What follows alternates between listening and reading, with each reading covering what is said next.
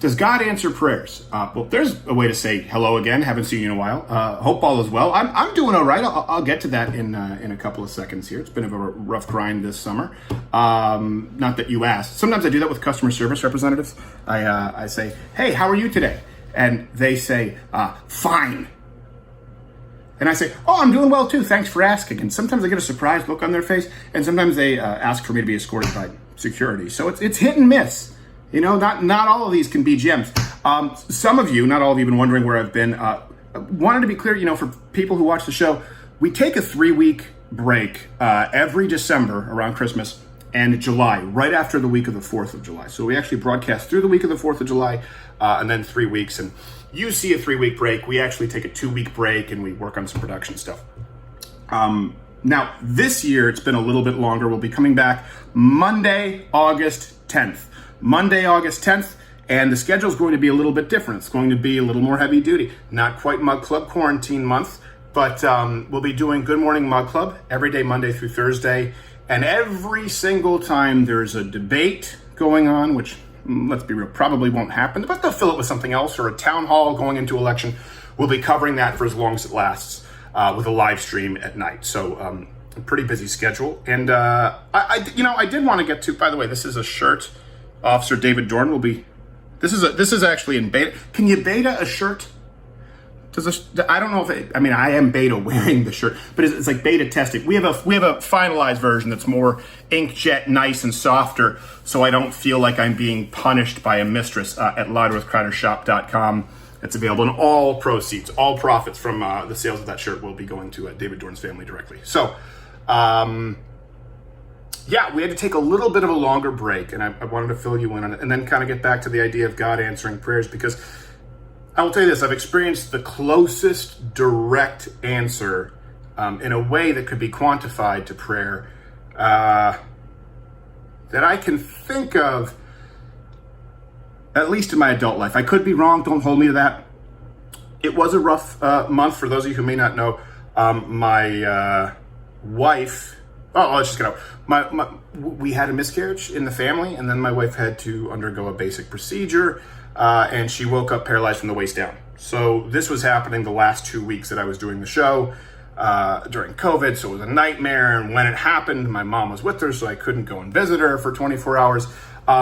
Turns out she had something called, she has something called GBS, and that's an autoimmune condition of the nerves. Usually it's triggered by something like a bacteria. Sometimes it's a flu shot. In this case, we don't know exactly what it was. It could have been a reaction to anesthetic. This is actually a challenge to people out there. Go and watch. There was a guest interview that we had to pre-tape because of hospital visits, where I had just heard that my wife was diagnosed with GBS. Because before that, they were checking her pelvic plexus, her back, and saying, we hope it's not GBS. And then they called and said that it was. And that was about 5 minutes before I had to go tape a guest segment. My face went white. So go back and watch the last few shows. Tell me if you can recognize which one, and I'll give you the answer on Monday.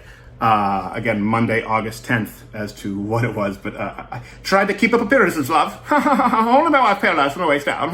Only my favorite parts. I'm a dick. So anyway, my wife's not offended, so why should you be? We had a lot to do with this. Was a back and forth. They didn't know it was GBS. One doctor said it was, then one doctor said it wasn't. We couldn't get on because of the COVID with the hospital, despite there being no real COVID cases at this time. The whole thing was an absolute nightmare. And of course, the only person I've ever known who'd encountered GBS before died, because it can paralyze your muscles. And my wife is paralyzed from the waist down. And then it can paralyze your muscles up to your diaphragm. Look at that David Dorn shirt. Ooh, louderwithcrowdershop.com. And then you actually need a ventilator. Not like COVID ventilator, some doctors are using ventilators. Some are saying that you're better off using a CPAP machine. You need a ventilator because your diaphragmatic muscles, they cannot move. So that was kind of a saga. We were doing the show for the last 2 weeks amidst that. And to be clear, she's improved now. She went from wheelchair to walker to cane, and now she's hobbling around. And we're actually training Betty to be a physical therapy dog, where my wife can actually lean on her like a little cane, like a little dog cane. And I told the trainer, I said, I don't think Betty's going to be a physical therapy dog. And she told me, well, it's good to see that one of us has faith in her abilities. And I said, no, I have faith in some abilities. I just don't think that standing still at a Costco when there's a golden doodle nearby is one of them. But she's making really, really great progress. So this happened. We were dealing with my wife in GBS, and all priorities, obviously, we're making sure that we take care of her. And I knew that we were going to have to take a little bit of a longer break than normal because it's just hard to manage all these duties. And I had something going on with my foot. And finally, when my wife was settling in a little bit and she was off the wheelchair and she was on the walker, I said, okay, are you good? Okay. Yeah, ow, ow, ow, ow, ow, ow, ow, ow, ow, my foot. Well, I thought I had a brown recluse bite. So good old Dr. Choi told me to go to the emergency room. I went to the emergency room and the guy said, well, you know what, it's not, urgent care, whatever it is. They have these clinics where you can actually pay cash, go and be seen immediately. Or in Canada, as we used to refer to that, a fantasy. So I went in, I was seen in about 5 minutes, and the guy said, it's not a brown recluse bite. That's a good news. I said, great. He said, it's worse. It's MRSA. It's staph. I said, damn it. And they had me on 2 antibiotics and prednisone. And long story short, the pharmacist said, are there any pharmacists out there? I'm not entirely sure. I know there's a lot of schooling, but anytime I ask a pharmacist a question, it's like, I don't know, there's the pain aisle. I said, what's best for a headache? Is it ibuprofen? Is it Tylenol? I don't know. You can look at the label. So the pharmacist says, oh, these are some heavy-duty antibiotics. You should use a probiotic. And I said, well, you know, I drink kefir and stuff. And she said, nah, you should take an actual probiotic. I said, okay, which one? And she recommended me Garden of Eden? Garden of Life? I don't know. You probably know what I'm talking about. 80 billion CFUs. Lots of sufus. And turns out it was the pro-regularity probiotic, which is not really what you want with an antibiotic because regularity isn't really your problem. And for me, it was really just 2 weeks of don't poop my pants, don't poop my pants, don't poop my pants, don't poop my pants. Success! But it wasn't really enjoyable. So before I go into kind of answered prayers, I want to say it's been a rough month, but honestly, I cannot complain. Obviously, my wife has had it rougher than I have. I cannot complain. By the way, if you've never had staph infection in your foot, I think there's B-roll right here. I think we showed you a picture. I don't know. Don't get on a plane. It was like a migraine in my foot. It's the second worst pain I've ever experienced. First worst pain you'll never know about. It's embarrassing. So again, August 10th is when we will be back, and we have a video coming out this Thursday. Actually, we tried to tape some Change My Minds in Portland. Those didn't happen because pew pew bullets. It was a little bit too much of a security risk, but we have some good stuff coming down the pike. So I wanted to talk about something that was a very clear answer to prayer. Speaking of Betty, Betty's been a very fun, very difficult dog. To know Betty is to love her, but not if you own her. Let me explain. She's a lot of fun, but she just is very. She doesn't listen. And we've taken her to dog trainers. Now she's with a dog trainer who really seems to be working well with her. And I'm pretty good with dogs, but Betty even went out to Cesar Millan's ranch. I think I told you it wasn't really a Cesar thing, but a guy who works with him, and it's tough when you have a dog that doesn't have a mean bone in their body, but just hey, go screw yourself. She couldn't care less about what you tell her. And we realized that when we would board Betty, okay, I realized this anyway. I want to tell you the story because this comes back to an answer to prayer. We would see her on Instagram. She was living her best life. They call her the welcoming committee at the dog boarding. She loves playing with dogs. She's just surrounded. She just wants to, if she would have her way, she'd be covered in dogs her whole life. She just loves playing with dogs so much. She's such a playful pup. The problem is when she comes home, I notice that she gets a little bit mopey.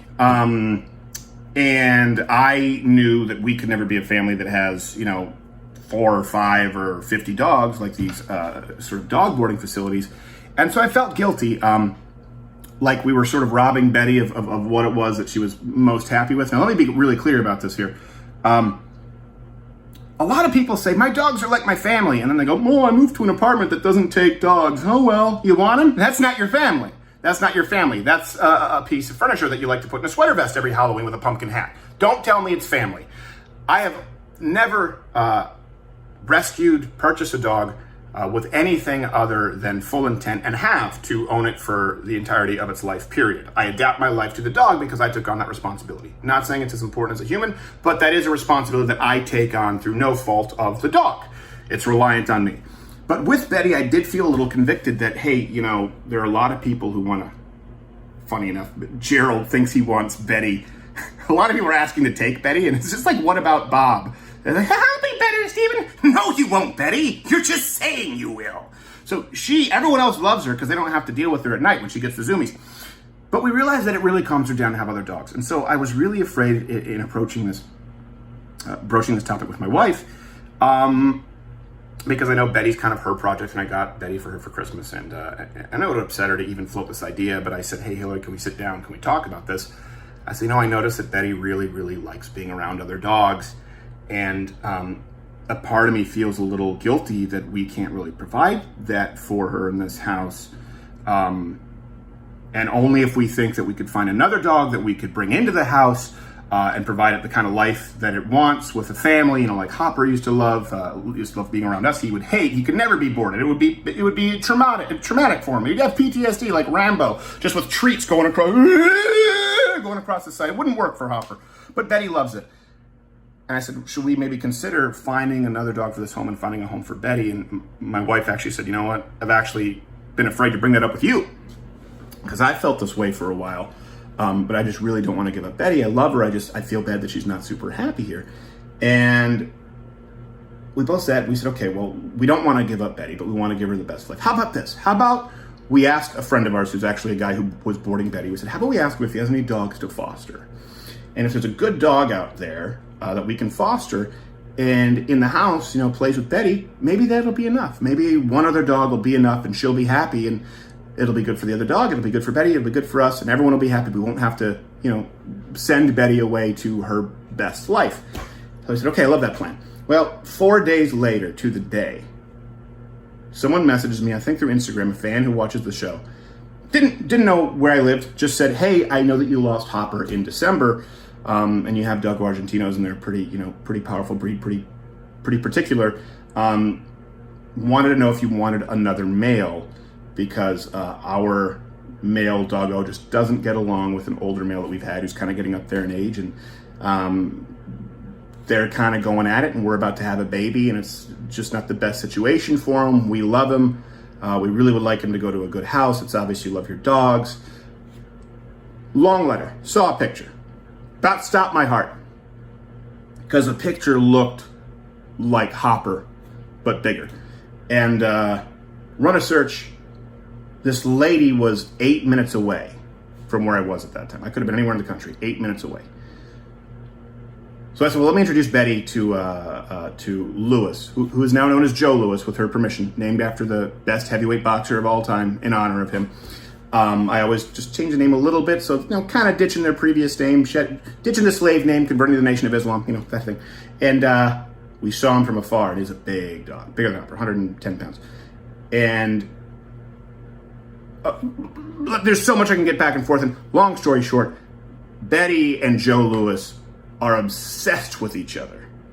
Absolutely obsessed with each other. You have some footage here. They eat together. They sleep together. It's like Lady and the Tramp, where they share toys together. They seem like they're killing each other all the time because that's the way doggos play, but they absolutely adore each other. They can't get enough of one another, and it makes our lives easier because it runs their energy down. And here you go right now there's little Joe Lewis Crowder. Right, Joe Lewis? Well, like I said, he's an easy dog. You can't really see him because he's curled up like a little powdered donut. But it came in within the week after Hilly and I, we both had it on our heart for a very long time. We were going through a rough time health-wise and come to a decision together after prayer. And it just dropped into our lap in a scenario that couldn't have been better and couldn't have ended up better because it's really just enriched our family. And listen, hopefully, and I appreciate the prayers out there. I know that those who've been following me on Instagram, hopefully a family that'll be complete with little Crowder soon. We've been working on it. It's something that I've kept close to the chest for a while, but I appreciate the kind words. And we will be back again, August. Well, fine. Question. My wife, because she's gimpy, she's gimpy. It's a little gross, but you know, something I have to learn to deal with. I need to buy a new car with adaptive cruise control and stuff, because for the next year, I don't know what flexion this is. Is that dorsal flexion or is that a dolphin? This part with her foot, the pressing, is going to be the last thing to come back. So either a choice is housebound or a car. And I would rather not have to get something like a Tesla, but I understand that some of the domestic cars, a lot of them have this sort of self-driving features that would make my wife's life a whole lot easier. If there's someone out, I don't know a whole lot about cars, get me from point A to point B. Ideally, it goes, you know, vroom, vroom fast. If anyone knows of the best cars that would be suitable for a very pretty but gimpy wife, I would appreciate it. August 10th, Monday, we are going to be back. That's every day, Good Morning Mug Club, and the special live streams. But I also, of course, want to leave you with this announcement for the David Dorn shirt. Retired St. Louis Police Captain David Dorn. Dorn was shot and killed by a looter earlier this week in North St. Louis. This was a great cop. Great cops do exist. And this is one of them. Black lives have to matter to us first. So until then, we're going to keep on having these instances of stupid killings and stuff like that. My uncle didn't deserve to die like that.